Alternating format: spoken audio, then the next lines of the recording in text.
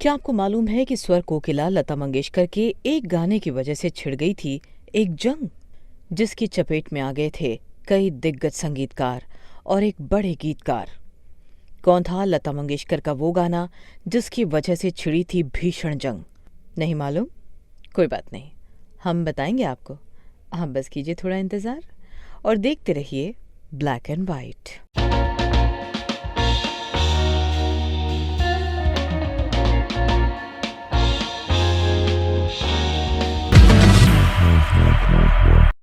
दोस्तों, आज हम आपको सुनाते हैं एक जंग का किस्सा। तो हुआ यूं था कि एक बार स्वर कोकिला लता मंगेशकर के एक गाने की वजह से हिंदी सिनेमा में एक जंग छिड़ गई थी।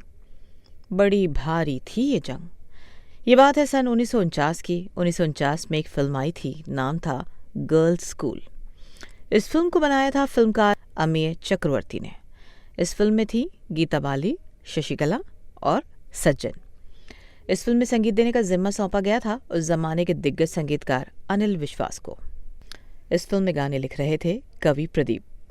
दोस्तों, कवि प्रदीप और संगीतकार अनिल विश्वास दोनों बॉम्बे टॉकीज में साथ काम कर चुके थे और 1943 में आई फिल्म किस्मत के एक बेहद लोकप्रिय गाने आज हिमालय की चोटी से जैसे गाने की रचना कर चुके थे। कहा जाता है कि 1949 आते आते इन दोनों दिग्गज फनकारों के रिश्तों में कुछ दरारें पड़ गई थीं।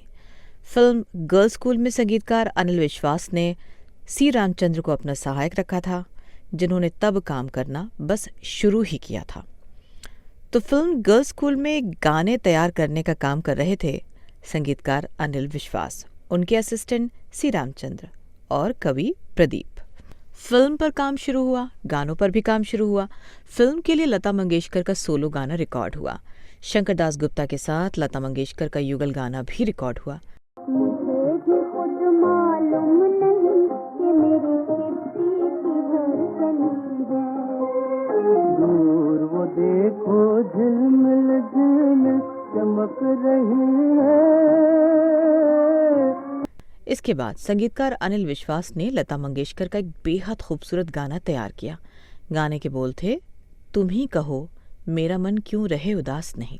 तुम ही कहो मेरा मन क्यों रहे उदास नहीं। जब गाने को रिकॉर्ड करने की तैयारी चल रही थी कि एक दिन कवि प्रदीप ने स्टूडियो में ऑन द स्पॉट कह दिया कि लता मंगेशकर के इस गाने की धुन बहुत स्लो है। कहा जाता है कि इस पर संगीतकार अनिल विश्वास भड़क गए और उन्हें ऐसी ऐसी बातें सुना दी जिन्हें यहाँ बताया भी नहीं जा सकता। और यही नहीं, संगीतकार अनिल विश्वास ने मारे गुस्से और फ्रस्ट्रेशन के फिल्म गर्ल्स स्कूल ही छोड़ दी। फिर उनके सहायक संगीतकार सी रामचंद्र ने काम संभाला और बाकी बचे काम पूरे किए। दोस्तों, बात इतने पर ही नहीं रुकी। स्वर कोकिला लता मंगेशकर ने आरोप लगा दिया कि संगीतकार अनिल विश्वास को अनैतिक रूप से फिल्म से बाहर निकाला गया है और अगर उन्हें ये बात पहले बता दी होती कि इस गाने को आधिकारिक रूप से सी रामचंद्र के निर्देशन में रिकॉर्ड करवाया जा रहा है तो वो इस गाने को रिकॉर्ड करवाने के लिए स्टूडियो आती ही नहीं। दोस्तों, कहा जाता है कि लता मंगेशकर तब संगीतकार हुस्नलाल भगत राम से प्रभावित थीं और उन पर संगीतकार सी रामचंद्र का जादू तब चला नहीं था। किताबें बताती हैं कि फिल्म गर्ल्स स्कूल से उठा ये विवाद यही नहीं रुका। लता मंगेशकर इसे बहुत आगे ले गईं, 1954 तक। हुआ ये कि 1954 में आई गुरुदत्त की फिल्म आर पार की अपार सफलता ने ओपी नैयर को रातों रात टॉप का संगीतकार बना दिया। नतीजा ये हुआ कि बहुत सारे फिल्म निर्माताओं ने अपनी अपनी फिल्मों के लिए पहले से तय संगीतकारों को रातों रात बदल उनकी जगह ओपी नैयर को रख लिया। इसकी चपेट में फिल्म महबूबा भी आ गई, जिसमें लता मंगेशकर संगीत निर्देशक रोशन के लिए गाने गा रही थीं। अब महबूबा से संगीतकार रोशन को हटाकर ओपी नैयर को रख लिया गया था। जाहिर है, अचानक हुए इस परिवर्तन से गुस्साई लता मंगेशकर ने महबूबा में संगीतकार ओपी नैयर के लिए गाने से मना कर दिया।